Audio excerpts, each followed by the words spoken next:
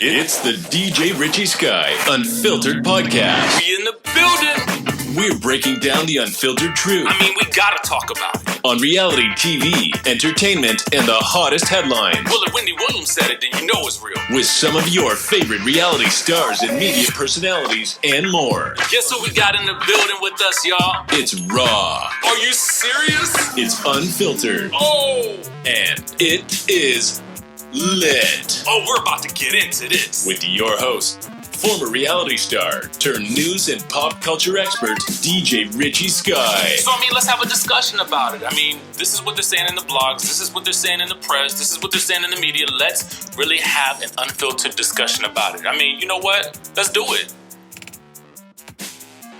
Hey, y'all. We're back with another podcast episode. And today we have Taria Faison from the What Else Is Going On podcast. Okay, I'm super excited because she is a fellow housewives super fan, reality TV show super fan.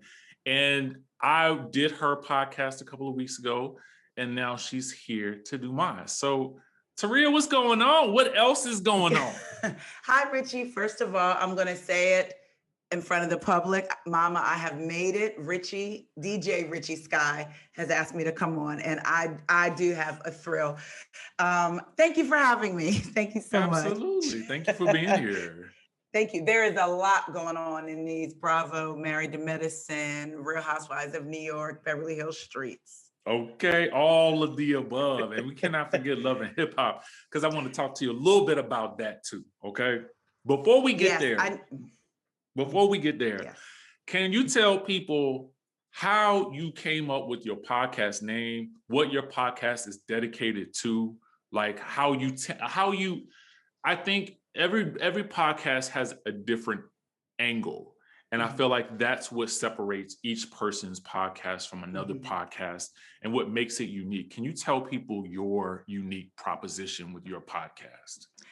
Yeah, so this is my second one. My first one, personal development, spiritual based. This one, I wanted to talk about my love of housewives, reality TV, pop culture, and how me as a Black woman watch it through a different lens than maybe somebody who doesn't look like me. And for all these years, I've had these conversations with girlfriends and in the home, but never really spoke out about why that person seemed a little suspect, or that person saying that kind of seems like a microaggression, because nobody was really having these conversations. And in the house that I grew up in, I grew up going to school with all white people from kindergarten to 8th grade. There was like me and 3 other people. Then high school hit, but then my family's Black, right? Your church family's Black or what have you. And so I grew up where you don't talk about race unless they get out of pocket, but you keep your head down, you ignore their little comments, and you go.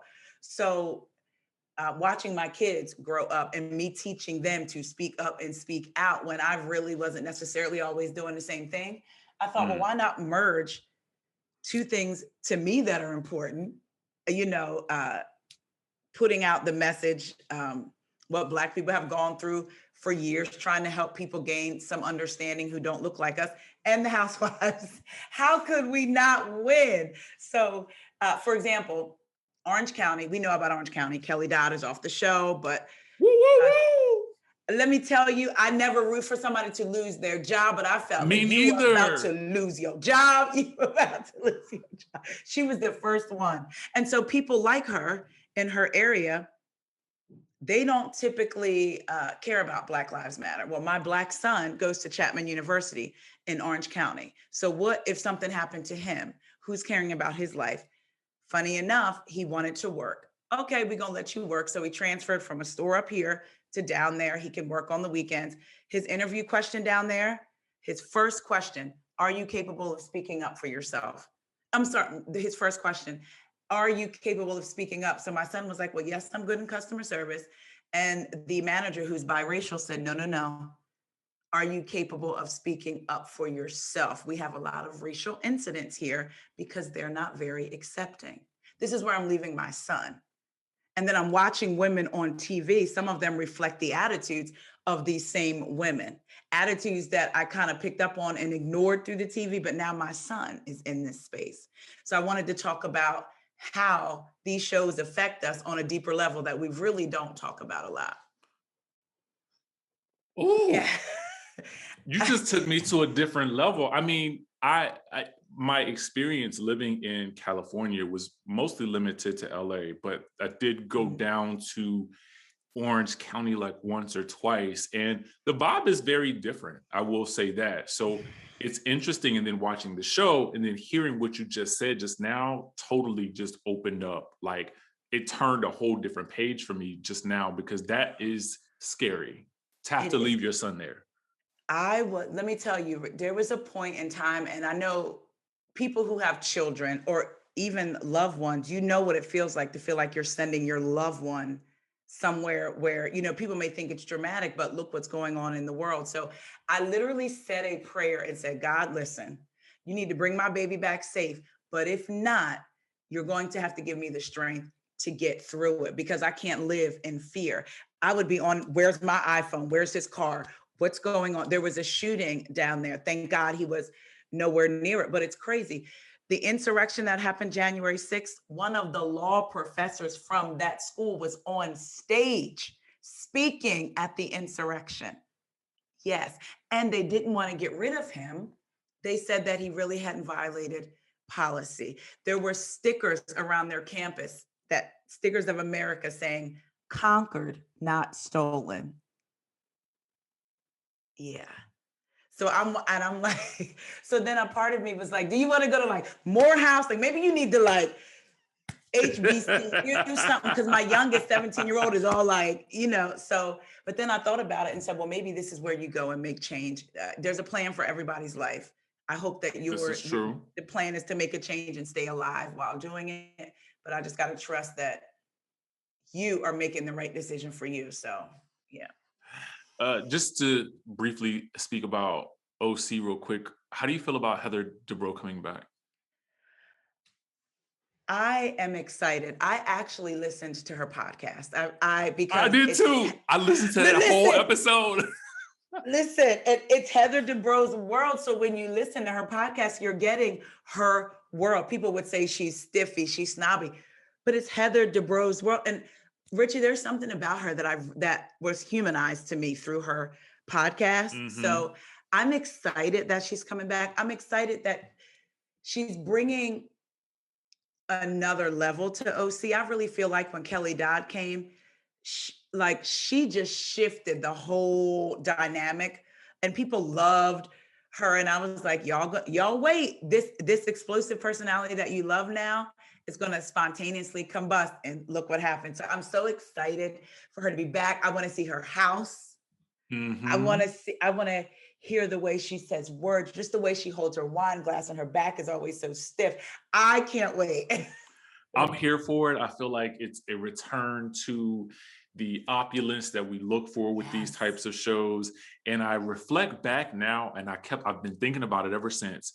I, at the time, was one of those people that felt like she was overreacting when she left that restaurant, crying on the phone to Terry about how foul Kelly Dodd was. Me too. Only to now think about, fast forward a couple of years later, and I too feel the same way about Kelly Dodd. And what's so funny is she broke down, because I was the same way. And then when I found her podcast, I was like, all right, well, I'm going to listen. And she talked about how her brother-in-law was a rock star in a rock band, a Quiet Riot, Terry's brother, and he committed suicide. The last time that they were with him, they were at that restaurant. They had such a good time there. So she said it was just so many different emotions already she had coming back to that restaurant. And then to see it might not have been the last time, but it wasn't that far from the time she was there with him.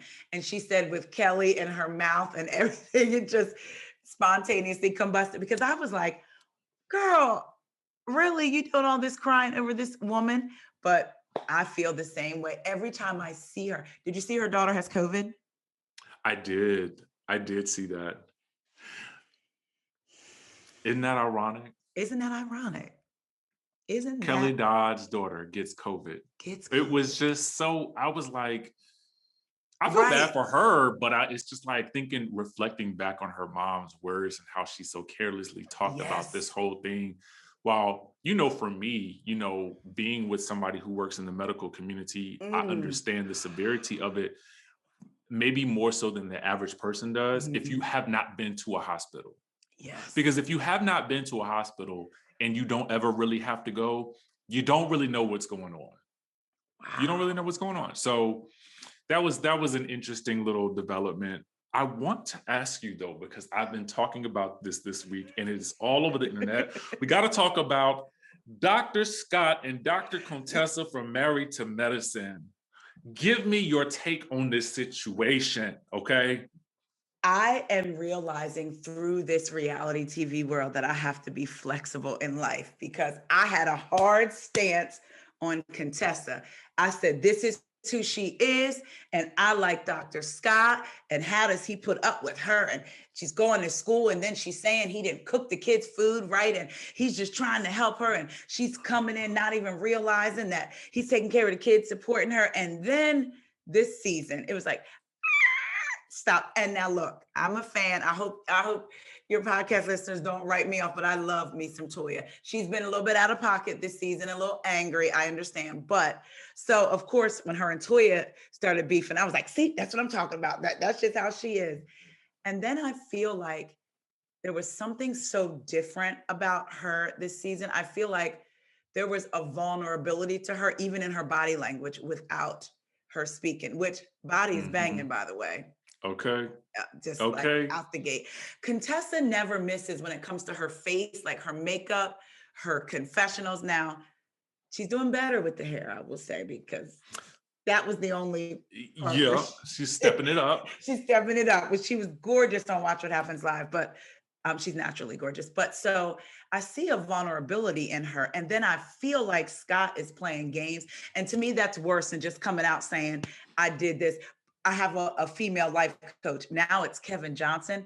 And I feel like he's almost laughing at her.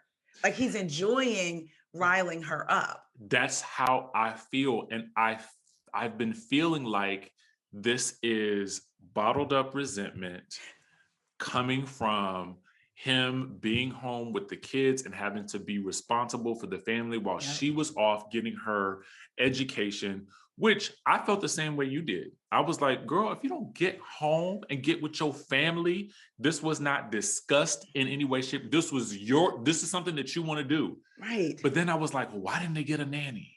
Right. They need a nanny. Nanny. They needed a nanny at that point. Yeah. And a house manager for that matter, because I think, as we all know, I mean, I'm learning, okay? It's a lot of work to run a household. A lot. And some days you wake up and you're like, how am I running a household? I was just 17 going to the football game on a Friday night. Like, how am I managing a whole household? It's a lot. It's a lot. But even then, Richie, I felt like if she had have come home and just been like, thank you, baby, for holding it down. Or even if she didn't say that, but to nitpick, like that night he cooked for the kids last season when she was coming home, when she brought McDonald's and she was so upset because I had brought McDonald's. And I was like, give the man a break. So what? He hasn't folded the clothes. He's supporting you. I feel like if she had just kind of like eased up a little, or like you said, get a nanny, some kind of help, because he is a doctor. I get that they're long hours. Those children seem rambunctious and spirited. So I get that they may need somebody to kind of run interference, but I'm with you. I feel like it's bottled resentment for her going away and for doing the show. Oh, so you want to put our business out? Well, I'm going to make you look stupid then. Fine. I feel like he has resentment about doing the show. Ooh. Because who in their right mind, Richie, even with him having resentment, okay, I can see like when he came in and she's talking to her life coach and he laughs a little bit if he's resentful. Who in their right mind, knowing you're on TV, would admit to having the woman's picture that you interviewed to work for you and your wife? So I was like, this is an HR problem, right? Right. I was like, this is a lot. And so for you to admit that, you're not forgetting the cameras are there. So I feel like he's like, oh, you wanted to do this show. This is a bit more than I thought. Oh, I'm going to make you look stupid. Because what man would say that? Look at her glow. When he said, look at her glow, I was like, oh, I was ready to fight. I was on my way. I had forgotten about that little nugget right there because I was so focused on this life coach, okay? Who is she? Who is he? And do they really exist, okay? And for 7 months, Richie. I had forgotten about the girl's photo in his phone because Yeah. I was thinking now about all these other photos in the phone, okay? And naked and breasts and things, apparently. And I like Contessa. I actually like them both. Me too. And that's what's so hard about this situation. I think it's what's hard for a lot of people. What do you feel like about this season of Married to Medicine overall? Like, I just kind of want your general opinion about it. And what do they need to do for next season? I enjoyed it. I know some people were saying, oh, it was boring or it was different. I do miss Mariah. I'm a Mariah fan. I loved her from the beginning. I do too. I feel like she should be there. But as far as the season as a whole, I feel like we got real life stuff, Jackie and Simone, which I feel like is a little bit unfinished or unfortunately maybe finished. Mm-hmm. But I feel like we got their story. I feel like something's going on with Toya, which I hope she addresses at the reunion. Like, I feel like we got real things from every single person. And even though Simone maybe necessarily wasn't doing the most, she's such a much needed piece. Like, she is just so funny. I like that she's loud. I love her laugh. But even her relationship with Dr. Jackie, we got to watch a grown woman who is hurt because her best friend is so connected to another woman that she's not really connected to. That's not high school stuff. This is real life. They've been friends for 20 plus years. And you have this woman come in and Dr. Jackie is like taking her side. And I really feel like that's the block between Simone and Heavenly. Have you noticed this season? I was like watching Simone and some of the looks that the camera would catch her looking at Heavenly. And I'm like, she just really ain't trying to mess with her like that. So Dr. Heavenly, she does her YouTube lives every week, which I love. I can't get enough of Dr. Heavenly. I cannot. I cannot. Okay. I turned on her this season in a good way. I used to be like, no, but now okay, so I typed my little question in my little super chat. I wanted to know, I said, who surprised you the most at the reunion? And she said Simone and Cecil by some of the things that they were saying to her. And she felt like it was because Dr. Damon wasn't there. So that should be interesting. What you said should be very interesting to watch as we head into the reunion next week. So for her to say that because okay, so that means that there's a side of Damon that we may not really see. If she's saying that, then that means, or maybe just his very mere presence would stop them, because that's really interesting. Very interesting.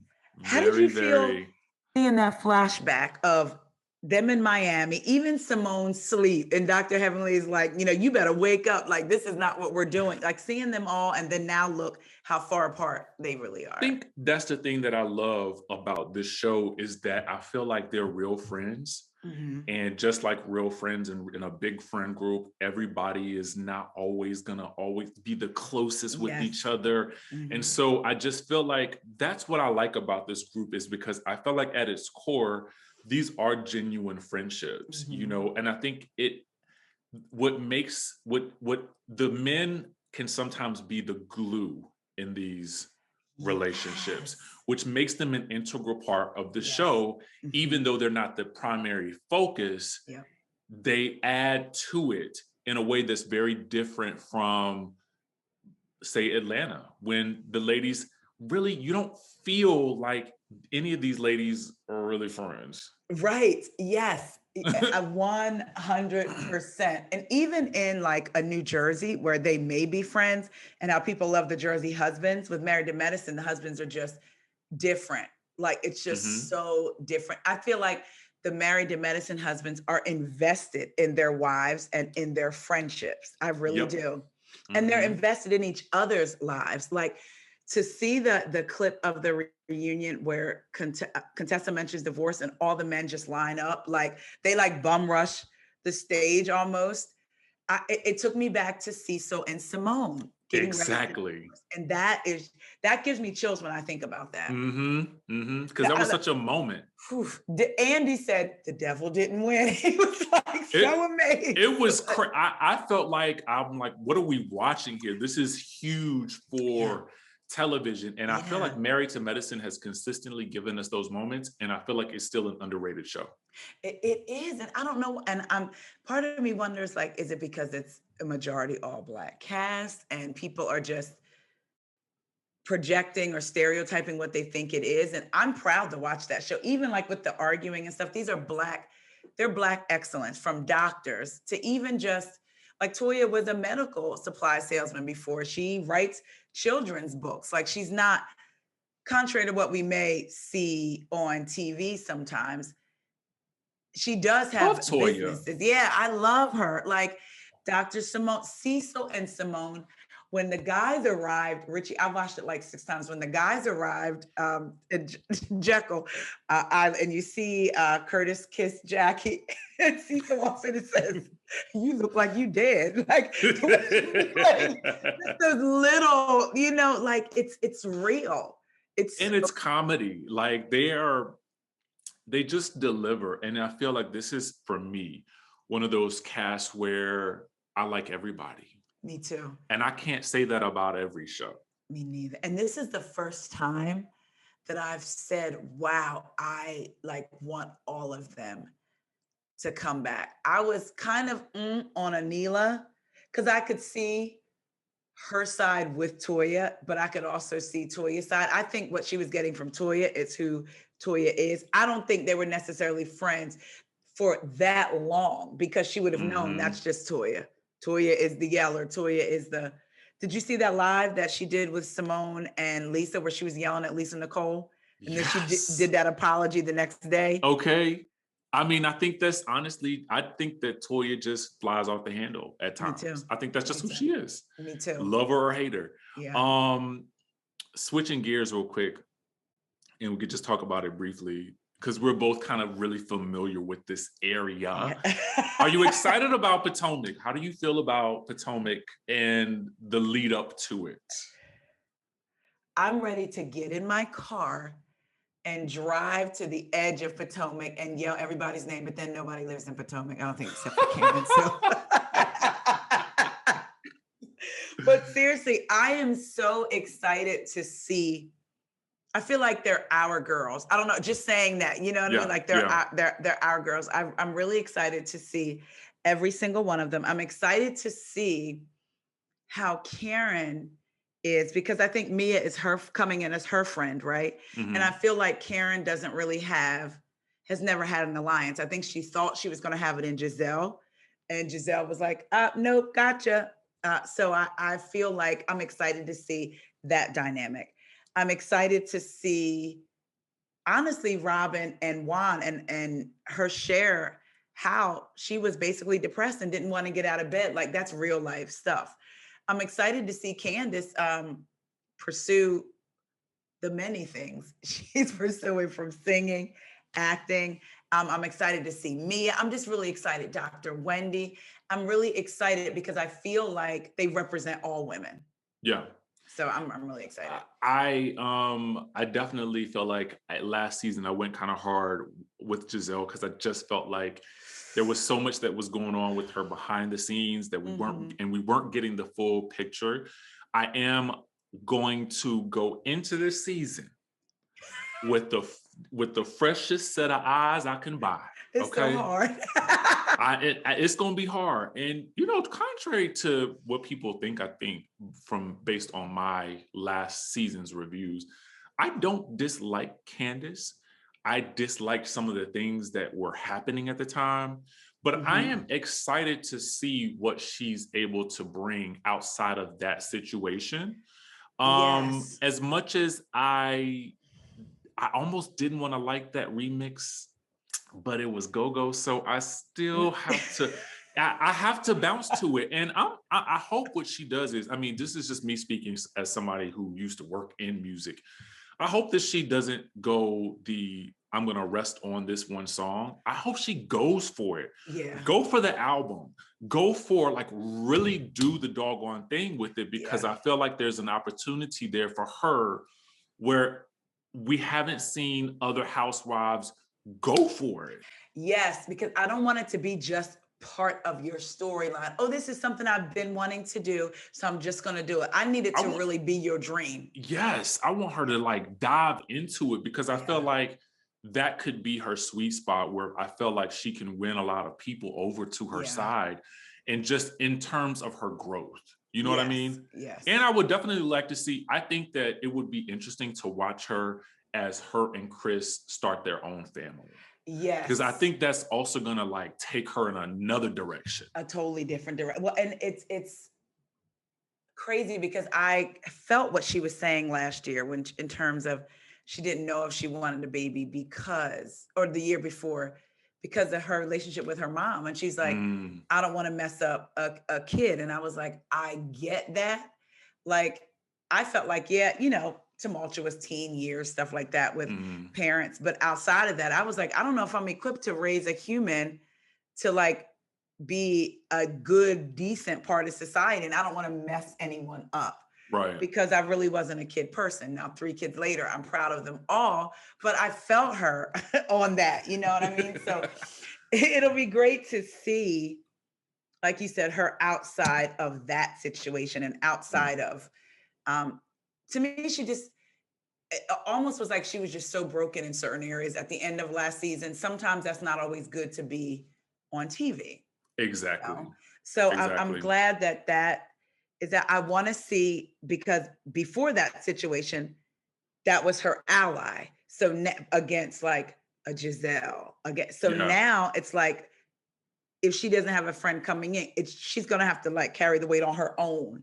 She doesn't have that situation to argue.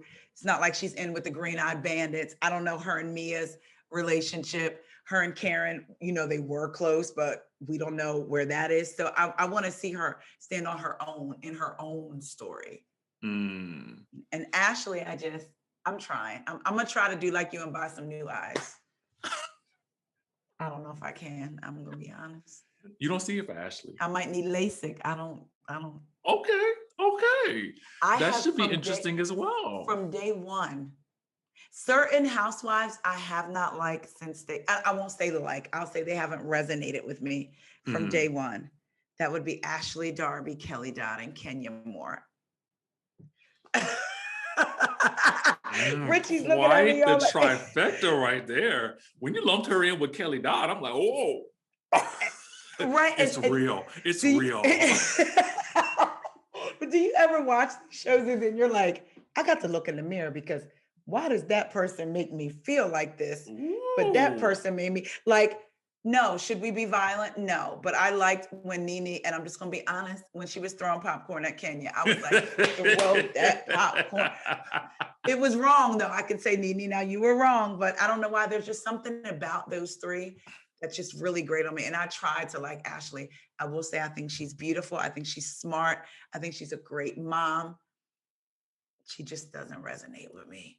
I think she might be one of the smartest people on that show. I know. But we'll save that conversation for another day. But when it comes back on. You will not make me eat my words. I'm declaring it here and now, DJ Richie. I think she might be one of the smartest people on the show. Okay. Well, outside of Karen and her business savvy. And I like Dr. Wendy. She grew on me.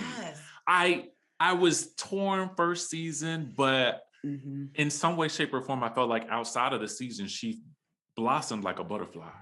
It was like, boom. Like, it was like she walked into something and hit her stride, and we're going to see that coming this season. Yeah, she excites me about this new season as well, as Mia. I feel like from what I can see on the screen with her relationships with the rest of the girls, it's going to be an interesting ride for Mia on the show. Yes. So I'm excited about that. I wonder if she's going to get into it with all of them, because when they show us the trailer, it could look like they're talking to one person but talking to another. So it'll be interesting if she comes in with Karen, and I don't necessarily want her to have problems with Karen, but how will she be? Will she stand on her own if she has an issue with not just a Giselle, but with a Candace, with a Wendy? But like, I like that when they're like, oh, okay, we know not to come at her like that. I'm really anxious to see that. And I love Dr. Wendy when she told Giselle, I don't give a about those cameras. I like to see the smart, beautiful lady also like, girl, you don't even know. Like, Okay, like I will still get with you. Okay. Yes. Because Giselle talks a lot, but I don't think she's quite gonna go there. Okay, she does do a lot of talking. Okay, about everybody else. Yes. I gotta ask, Love and Hip Hop. I saw you. I wasn't going to talk about this. I was going to talk about Beverly Hills, which we might still cover, but I need to know real quick. Thoughts on Yandy going to Love and Hip Hop Atlanta, and thoughts on the cast overall as we head into the new season, because I saw you posted today and I was like, oh, we got to talk about it. Okay, so I missed last season. I took a break. Love and Hip Hop, I love. It'll be like, I'll be like, watch every franchise, if you will. And then I'll be like, oh, I need a break for like a year. And then I'll binge like all of it. Yeah, I'm like, it starts getting too much. I start wanting to fight when I go places. I'm like, I don't do that. I start wanting to hop on a table and swing a bag. I'm like, what's going on? I need to depress. But so I'm confused about Yandy and Mendici going to Atlanta. Is it because she opened a skin? Is that where her skin store is? She has a skincare line. I'm wondering if that's where the brick and mortar is. I feel like it is there. But somebody in the comments will correct us. I know. Okay. So I'm like, it's confusing and so wildly different from the Housewives, because you'll never see them crossing franchises. I mean, it reminds me of K. Michelle. I don't know why. I don't know why either. Like, are y'all real I feel friends? like if it made sense, okay, cool. And I wonder this friendship between Yandy and Portia, as we were seeing that kind of blossom online, was that as a result of her moving? Did she leave during the pandemic? What happened? Because I didn't watch the reunion episodes of Love and Hip Hop, but and so maybe it was explained there. Yeah. But it was just shocking to me that we're going to be seeing her in Atlanta. And I'm wondering, because of her relationships, like her and Kimbella are no longer friends. So, which I got to be real about that. I felt like Kimbella was coming at her for the camera. That's what because I was like, wait, if y'all been friends for this long time, to the point where Kimbella showed up when they were having the birthday party years ago with all the kids and Mendici's baby, and she was ready to be rah-rah for her. Like, why is all this now? And she says a lot on Instagram. Well, I know at one point she was saying a lot, and Yandy was just kind of like, whatever, So, but I'm wondering, did her friendships fall apart up there? Like, what is going on to make you come to Atlanta? And are you really, really, really cool with anybody on the cast there? I want to know why Lamar Odom was there, and was he really talking to Carly Red? I only knew about Lamar Odom being there because I saw it on your page. I was like, did you have to go back? Wait, I did. I was like, is he talking to Carly Red? That's what listen. Carly, I don't know. Like, some days I'm like, yeah, and then some days I'm like, I don't know how I feel about Carly. Carly to me is like what Jackie Christie is to Basketball Wives. Okay. That's good. She is a necessary person that is going to provide some comic relief with whatever she does. And she's a mainstay because of it. You know what? You're right. And she's not afraid to do what she needs to do. There's no thought. Like, I felt like Mimi sometimes to be a little hesitant, which we didn't see her in the trailer. I know she's there though. She is there. Okay. Mm-hmm. Hey, maid. That's my favorite. Okay. Hey, maid. I see you wearing your maid uniform like you always do. That is my favorite. Yeah, okay. And then somebody had commented on there, where's Jocelyn and Stevie J? I was like, well, They're they're gone. definitely not. Yeah, they gone. I don't think Faith is trying to. Jocelyn got her cabaret. I want to know, and we're gonna switch one more gear. Okay. Beverly Hills, Erica Jane. Okay. What you thinking? Okay, first and the question. season in general. I think the season is good. I'm shocked. Because I didn't think it was going to be good. I did watch last season. They irritated me with the whole Denise thing. And then the season that Vanderpump left, I'm not going to lie. I was a pumper. I liked Lisa Me Vanderpump. too. I was like, listen, I feel like y'all are all selling stories and manipulating. And I think what got lost in translation, number one, is that Dorit gave one dog back and one dog ended up in a kill shelf. So they completely forgot that. And that Teddy was actually involved. And I'm sorry, y'all are 40 plus. Probably, I'm 44, so they're probably like 45 plus. And to hear them say, and she just manipulates me. Like y'all, how? what? Like I don't understand that. Nobody can make me do anything that I didn't want to do if I wanted to go after somebody. So this season, I feel like they're good. I feel like that Fox Force 5, I'm not really here for them. Where did the Fox come from? And well, until I saw the election party, I thought Fox 45 came from somewhere else. And I'm still kind of like, But the season is definitely good. People are saying that Dorit is kind of taking a step back. How do you feel? Because I feel like she's where she needs to be. Like that fight with her and Kyle, I've never saw it for Kyle either. I had turned around a little bit on her with Garcelle, but then I turned right back. I feel like Dorit was right because you're mad at Dorit because she didn't respond well to you interrupting her when you say that she always interrupts you. Like, I just didn't like how that whole fight went down. And it showed me Kyle as a little sister. That is what a little sister does. Mm-hmm. So I was with Dorit on that. Kyle, I don't like the whole thing with Crystal and Sutton, and I'm sure you've seen the posts on my Instagram.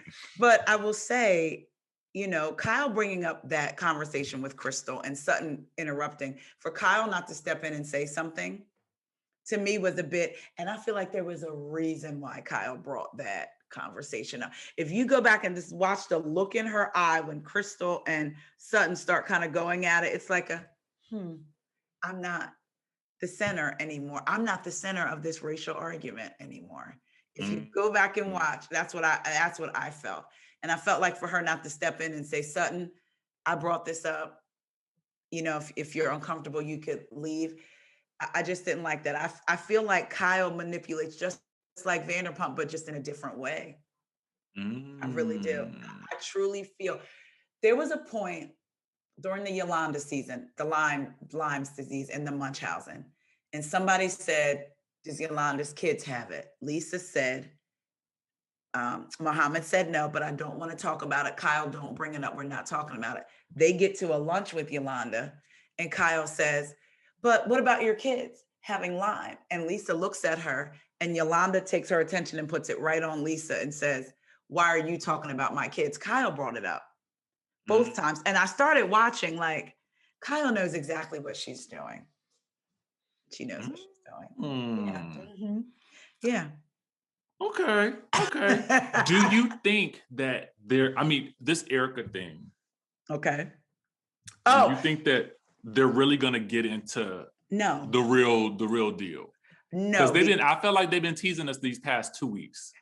Oh, you mean as far as the Bravo as a whole? Oh, yeah, I think they're going to try to get into it, but I think Fox Force 5 isn't going to let them get into it. I think they're going to shut it down. I think they're going to ask questions that they feel like the audience may want to know, but they're not going to get into it.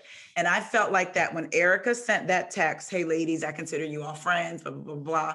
And they all jumped on that FaceTime. And Renna, who is always about laying it all out in the open, keeping it real, owning it. She says, well, it's Erica. She had to do it this way.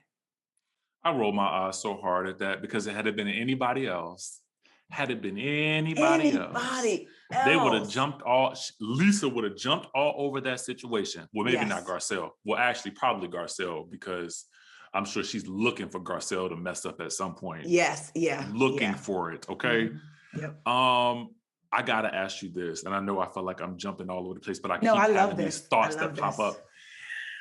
up. Given the stuff that, given everything that you kind of really like to dive into on your podcast as a Black woman watching these shows, and then sort of breaking down some of the microaggressions that you see, and then also watching it for entertainment value as well. What is your take on this season of The Real Housewives of New York? So I have some takes that some may consider hot, some may not agree with, but I'm glad that Ebony's there. She's beautiful, she's smart, and I loved when she said everywhere she shows up as a Black woman. I love that. I don't see, well, two things. I don't see in real life how her and Leah would be friends, because to me, Leah portrays herself to be an ally, but as we know with the voting situation, she wasn't going to vote, and then didn't even want to talk about how important it was with her friend, let alone with Heather.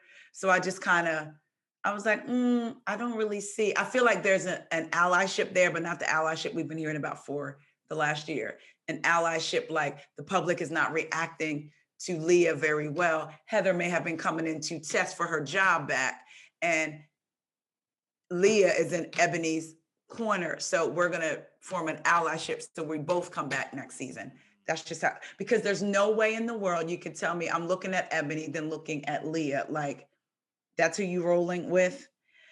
So I don't know. Leah just has bothered me from her first season coming on to a woman who is so close to the Black community that every single time there's a scene with someone Black in it that she can, I don't know, defend or talk to, she leaves. She left Ebony by herself last season when Luann had the women from the Fortune Society, the Black woman. She could only focus on her argument with Ramona, and then said Ramona would never talk to them in real life, and she leaves. She didn't use that opportunity to talk to them from a community you love. You know the community. You wore Lil' Kim's mugshot on your chest, on your dress, so you know the community, right? So I don't buy it from her. I feel like Leah is privileged, very privileged, and I feel like because she knows buzzwords and maybe dated a Black guy or two, she feels like she's, like Ebony said about Heather, she familiarizes herself. I feel like that's what Leah does.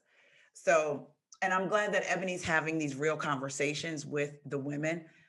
I will say I want them to all be organic. Like, I want them to, for instance, the whole "you're an angry woman" and then "angry Black woman," that was organic to me. That was like, boom.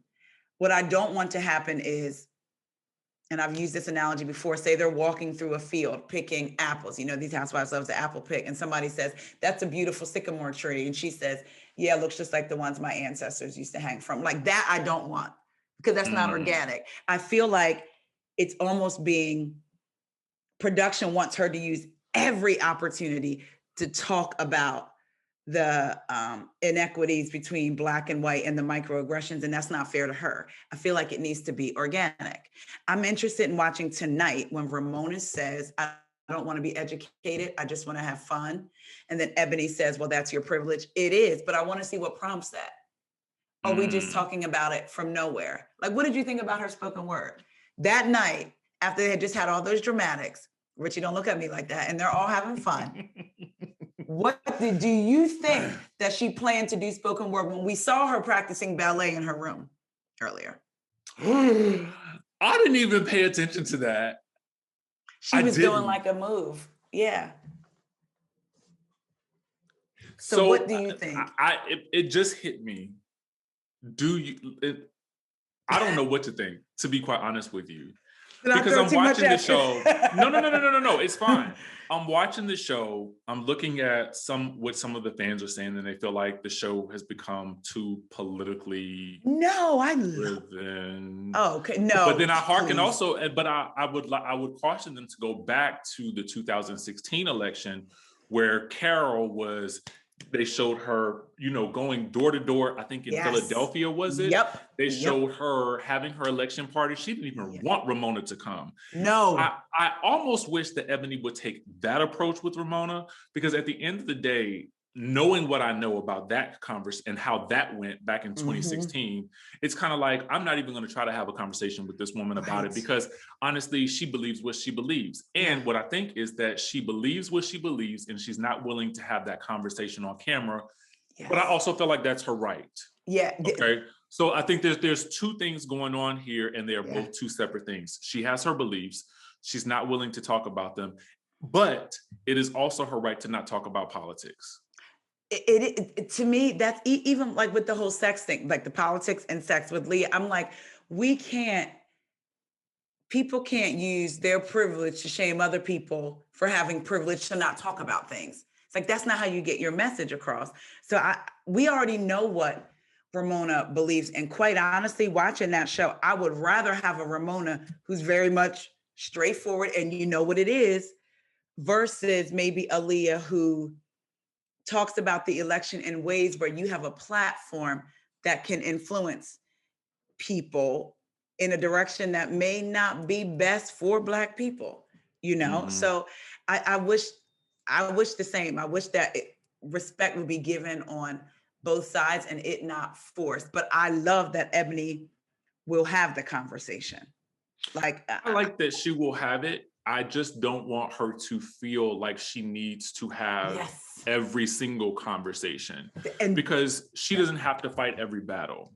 And that's what I don't want her to feel like that. That's the only thing, because I think that I think it goes back to something that you were saying about just letting it be organic. Yeah. I feel like, again, like you said, the angry woman comment, the connotation was angry Black woman. So let's address that when it happens. Yes. And we also have to give people space to mess up, because that's how they learn. That's my thing. And then two, I think we need to decide or make our message clear. We hear a lot of us, and we feel the same, like, we are not required to educate you about race. However, then to turn around and say, you need to be educated about race, it works when it's organic, again, when it happens. Yeah. Because if we're telling them we're not required to educate you, but turning around saying you need to be educated. But when they ask us, depending on the mood, it's like, I'm not your teacher, but I'm going to educate you. I just think we need to make our message very clear with them. And then if they don't receive it, I mean, there's not much, you can do. But I feel like Ebony's been saying that her and Ramona are like close off camera. They hang out, which is also interesting to me. Very interesting. I think it will be even more interesting when Bershawn shows up, because she was also photographed with Ramona. So I would be interested in hearing her take on the situation, if she even has a take on it, because she may not. Yeah, and evidently Sonia and Bershawn are going to get into it at first. And when we see, from what I was reading, when we see Sonia break the glass, the mirror, that might have something to do with Bershawn. And I was reading in a Page 6 article where Sonia was basically saying she learned a lot, it was hard, and it had to do with something with Bershawn. So I'm wondering if all those steps that she took forward in everyone's eyes is she gonna be wiped right back to square one, depending on what it is. But what did you think? Because I'm sure you probably have these experiences in the arena that you're in. I've had people tell me, they only picked you because you're Black, right? And that doesn't always feel good, especially when in your mind, you're like, yeah, I know that I'm the token Black woman in this office at this end of the building, but my plan is for every internal position that opens up to slide it to my Black friends and say, apply, to make, to bring more of us down here. So but I also knew how I felt when people would say, you're a token, or they're just using you. So when Sonia was saying that to Ebony, was saying, Ramona's my friend, but I don't like how she's posting you on Instagram, implying that it's just because she was Black. How did you feel? Because I'm like, I don't think they get that I know you're trying to have Ebony's back, but that's not always what it feels like. It's a tricky situation, and I thought about this after the episode aired, because I was like, at the end of the day, I mean, I guess it's two parts to that question. If I feel like somebody has chosen me because I'm Black, I'm still stepping all the way up into the building, and I'm going to take the opportunity as the Black person in this space. I'm Black wherever I go, and that it is what it is. You see me, and I'm here. Hello. In terms of being the only one, I hate that notion of sometimes it sometimes being that you can be the only Black person in a space, right, with a lot of other, white counterparts. That is never a good feeling, but you still, I was watching In the Heights last night, and they talked about, when you are sometimes in the space of being a representative, you still have to represent. You just have to, you step into the experience fully as who you are, and that's all you can do. In terms of the Ramona and the picture situation, I didn't like that it was brought up in that way, mostly because I just felt like, regardless of whether or not Ramona did it with that intention or not, it's hard to pinpoint whether that was the intention, because it did not come from Ramona's mouth. It came from Sonya's. Right. And we know that Sonya has already an issue with other people being in, because she said something about not being pictured in Ramona's photographs. So I'm like, girl, are you just jealous that it wasn't you, and now you're projecting that jealousy onto them to make it seem like it's something else? Yep. Or are you being true to what you're saying? And if you are, it's not necessarily, did you have to do it? Just like you said, because ultimately, they know that they were on Ramona's Instagram page. right. They knew where it was going. Care. To be honest with you, if I take a picture with somebody and they post it, I don't care. I know full well what I was getting into when I took that photograph, right? Yep. If I was not drunk, okay? Let me just add that caveat, because there are, I'm sure, some drunk photos of me out there that I didn't realize I was taking, okay? But I'm talking about now, in a sober mind, okay? I just feel like it was a photo for Instagram. Right. Like, why we got to read that much into it? And I feel like now we're making a whole nother issue where there doesn't need to be one. And I'm also looking at Sonya, like you said, Ramona's family, you would punch someone's lights out if they talked about Ramona, but you were implying something about Ramona. So now I'm looking at you like, this woman, that's your family. You were okay with this behavior that you're implying. You never said anything to her. So you were okay to be complicit. You were okay to be silent while she. And I felt like Sonya is a little bit, a lot smarter than I feel like she's sometimes portrays, because I've also said season after season after season that Sonya flip-flops to whatever side has the most pull in the situation. And I think we might have talked about this on your podcast, but I just feel like she's always doing that. So when it's between Sonya, Dorinda, and Ramona, she's usually gonna fall over into the Dorinda side because Dorinda is the more, dominant player out of the two, right? Except when Dorinda was coming at Sonya, she didn't necessarily like it that much, right? Yes. But I've watched Sonya, and I've just seen her do this over and over and over again. So I get that everybody's so, yes, Sonya is on, she understands, she gets it. I feel like she does get it. But I also feel like I know she's a flip-flopper, so I really don't. Exactly. I'm not gonna give her that much credit. Because and because she's smarter than people think, there's a reason that why it's now coming out that she gets it just so eloquently put together. Maybe she had a coach like Stassi. Didn't Stassi have a coach that, you just never know. That didn't work out too well for her. Too well for her. And then when you mentioned Sonya and Dorinda, it's funny because people forget, like Sonya comes across as this lovable, blah, blah, blah. And I think it's great that Ebony is like seeing her. Unless your name is Tinsley. Unless your name is Tinsley, or unless it's off season and you're talking to the press. Dorinda came in so hot against Sonia, 2 seasons ago when they were in the Berkshires, because they had made up and Sonia was in the press dogging her. So it's like, y'all forget the genesis sometimes of like people's anger around Sonia. Sonia is not just little innocent little lamb to slaughter. No, she's not. And Yeah. I feel like to really go back to the initial stance on Sonia from Ramona and Luann's perspective going into the season, in the off season, Sonia does not talk to them. Right. Okay. Right. Like she doesn't even talk to them. And whether she's going through something or not, you know, if it would be one thing if she's going through something and it happened this one season and you didn't hear from her, but it's been season after season after season that you guys say you don't hear from her because she goes off to Arizona or Argentina or wherever she goes to do her green juices and smoothies. She does not talk to y'all. Okay. That is the issue that is not still being addressed. Yes. Yeah, you're right. You're right. You're absolutely right. And it's like they can't say it because then they may break the fourth wall. Exactly. So to speak.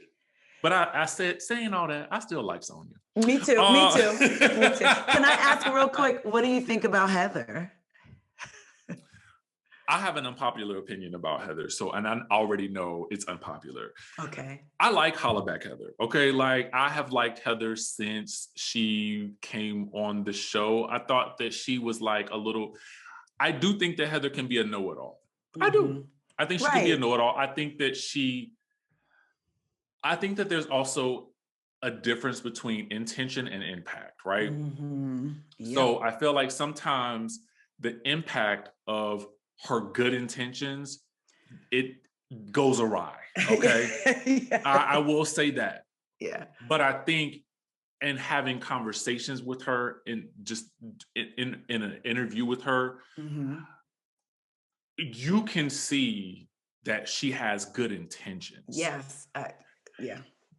It's just that sometimes, one, it's not always welcome. Yeah. And sometimes the impact doesn't always go the way that I think she intends it to go. It doesn't always land the way she, I think, wants it to land. Yes.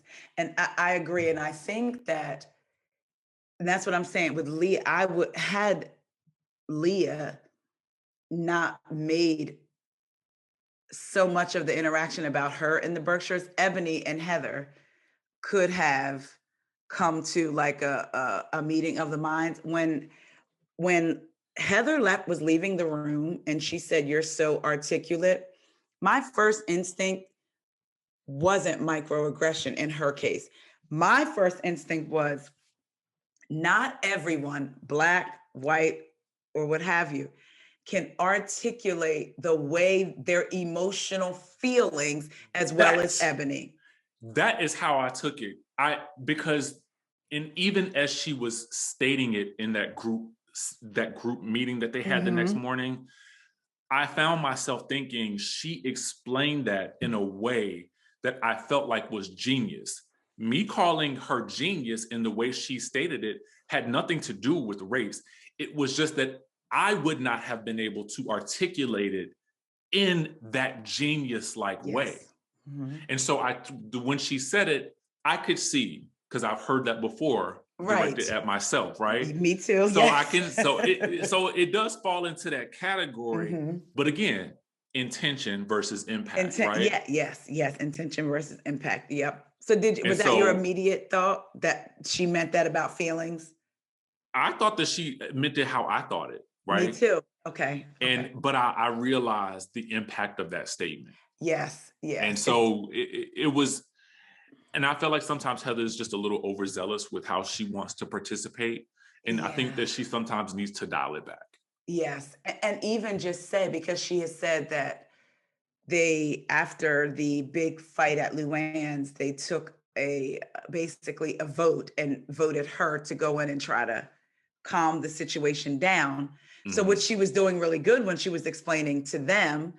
And then after the meeting and she goes in, they voted her to go in, I guess, again, and talk to Ebony. And she says that. So it's almost like, sometimes you might have to take a hard stance and be like, y'all are not, I know how production does. So you're not going to set me up to walk into that, because I hated the moment after when Ebony was right in saying that's a microaggression, and Leah was like, how do people not know that?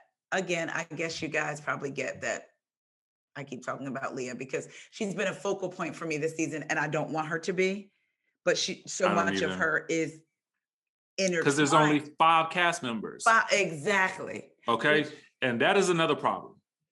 Do you feel like, okay, I want your take on why she was in the Hamptons, why she chose to go there versus maybe being with her grandma when there weren't COVID restrictions. And I'm not saying everybody would make the choice to go. Some people wouldn't be able to handle that. But a part of me feels like she knew that she wanted a moment with Heather, because I truly think that Heather might have been getting ready to be Leah's replacement. Because if they have an Ebony, they don't really need a Leah.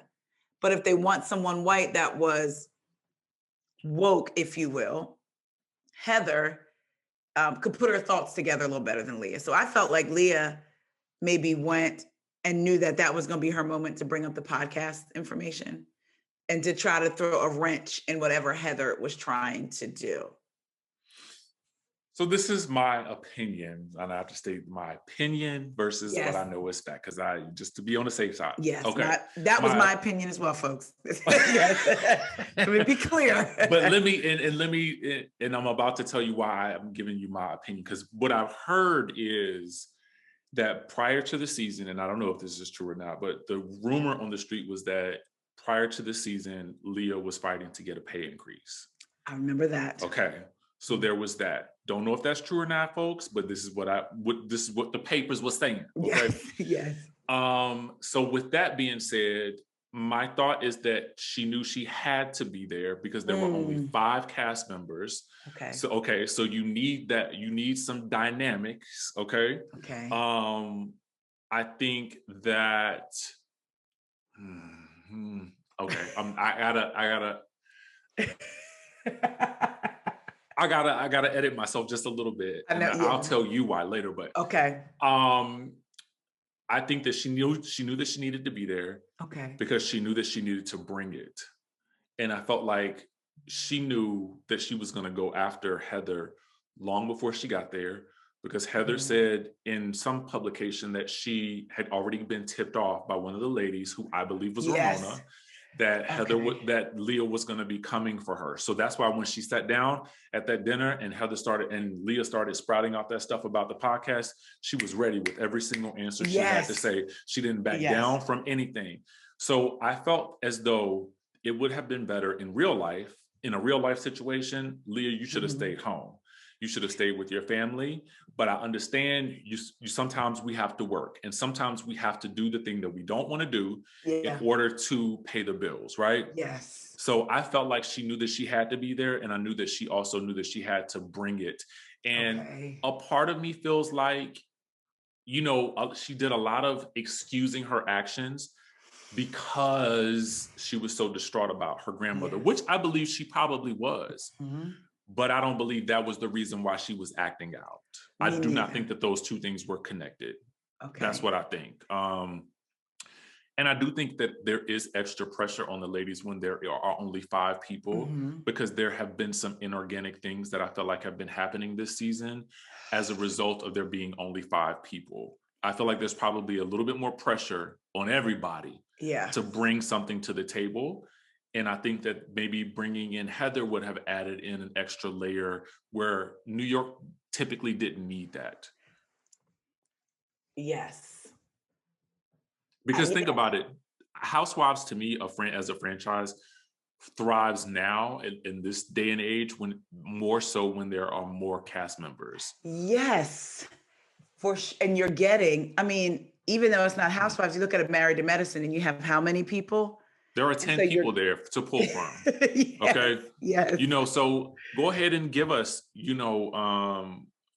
maybe the person that you wouldn't have chosen to cast, who may not have been the best fit. Give it in last season, given that it was a pandemic, give them that chance because you need more. Okay, like, Yeah.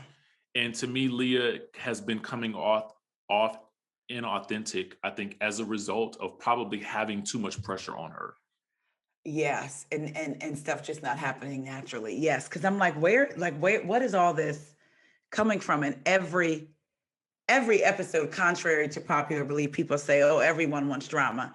I mean, some episodes can I don't care if it's a filler episode. I need a minute for every single episode, especially when there's already a pressure for Ebony coming in because it's the first, the first, the first, the first. And I'm sure she's thinking, I got to represent. Well, she said in the interview, I represent all Black women. So it's like, that's a pressure. And then having to deal with these folks and knowing what the internet was going to say about it. How much richer of a season would this have been if this had been a season with, let's say, we had kept Dorinda? Let's say even if a Bethany was there, that would have changed the whole narrative of the season, and that would have been much more interesting to watch Ebony interact with, the Dorindas and the Bethanys, or even a Carol, because of the level of intellect, I think, with Carol and with Ebony coming from news backgrounds. Yes. What would that have been like in an election year? I mean, I just think that it would have been so much richer with more people.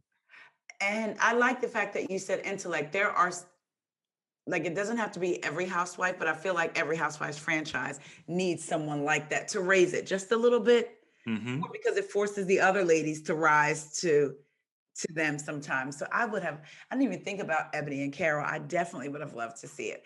I would have loved to see Ebony and Bethany. I should have added Bethany to the list with Ashley and Kelly and Leah and the other one. I'd say that. But I would have loved to see Ebony and Bethany together.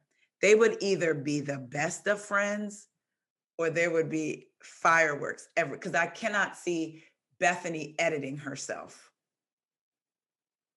Because she said it on the one podcast episode that I managed to listen to of hers. She said, "Say what I want." Like, point blank, period. And I was like, she's got a point. So, yeah. That would have been interesting. That would have been very interesting.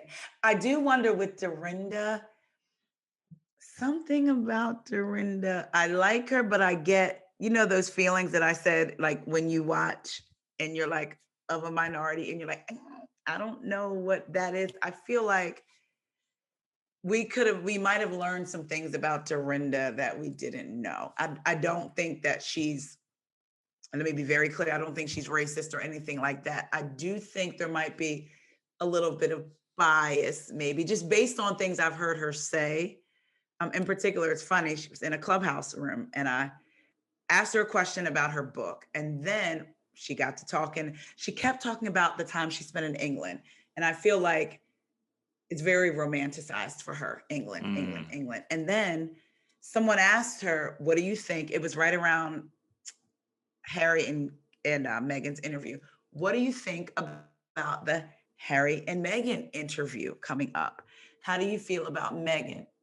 And she says, Kate is doing such a wonderful job over there. And somebody said, oh, yes, but I mean, how do you feel about Harry and Meghan? She said, guess we'll see when she talks what's true and what's not. But I think Kate is doing an amazing job. And the Queen is, and it was just, I felt a little like a tinge of something. Yeah.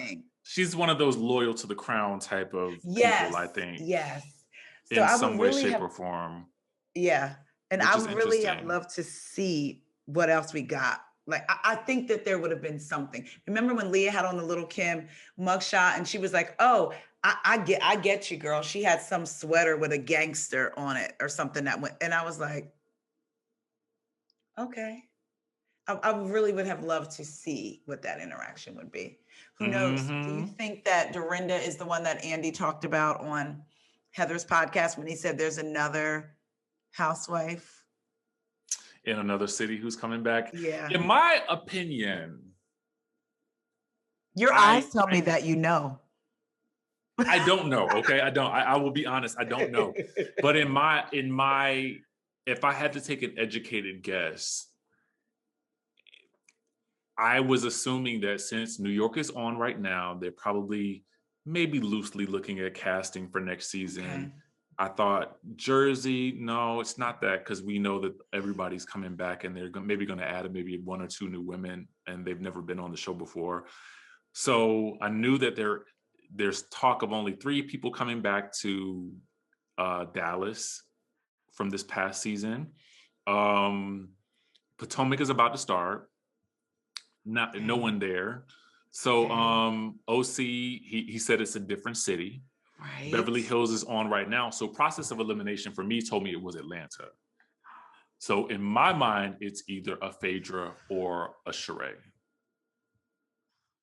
I guess in no way, shape, or form it would be Nene, huh?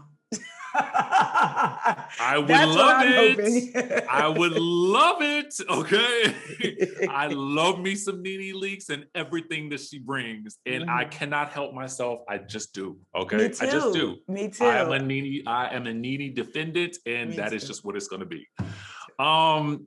Thank you so much for today's chat. Thank you. I love you. Energize me. Like you, like it's like, whew, yes, like because I love you. I get excited too. You see me. I talk with my. I do too. I do too. I'm all like that, and I'm so appreciative. I kept you much over your time limit. Well, you didn't have a time limit. It was I try to keep every interview under 30 minutes. It never works. Anyway, I turned my phone off. I don't even know what time it is. It's blank. I'm like, bye. With that being said, can you tell everybody like what you have coming up next and where we can find everything that's going on with you now and with the podcast? Again, thank you so much for having me. I don't take it lightly when someone asks me to come on their platform, so I appreciate it. You can find me first for the podcast, What Else Is Going On, wherever you find podcasts. I got that from Cynthia Bailey because I would notice whenever a subject came up that she didn't want to talk about, or that she may have been caught in a little bit of like a lie in, or she didn't really want to stand up for, I don't know, anyone, she would say, now what else is going on? So I just didn't add the now. So I got it from the Cynthia Bailey. So you can find that wherever you find podcasts. I'm on Twitter at TS Faison, Instagram, WeGo, WEIGO podcast. And I have some exciting interviews coming up, some potentials that I think that people would like to hear. Again, you come for the pop culture, but you may leave knowing just a little bit more about me and my culture. So you're not going to come there and it's, you should be educated. You should be educated. You may come and we may talk about my recent love of crystal and also learn what a microaggression is. That's all, combination of the two. Okay. We are here for it. And I'm super excited that you were able to participate today. Listen, y'all out there, make sure you guys follow the podcast, subscribe, do all that good stuff to support my girl right here, and continue to listen to this podcast as well. I enjoy these types of interviews. They are so much fun for me. I get so much out of them. And I just want to thank you for being a great guest, and you got to come back soon. I will. Thank you. I'll be back tomorrow, y'all. I have my mic right here. I'm joking. All right, y'all. We're going to catch y'all in the next episode. Bye, y'all.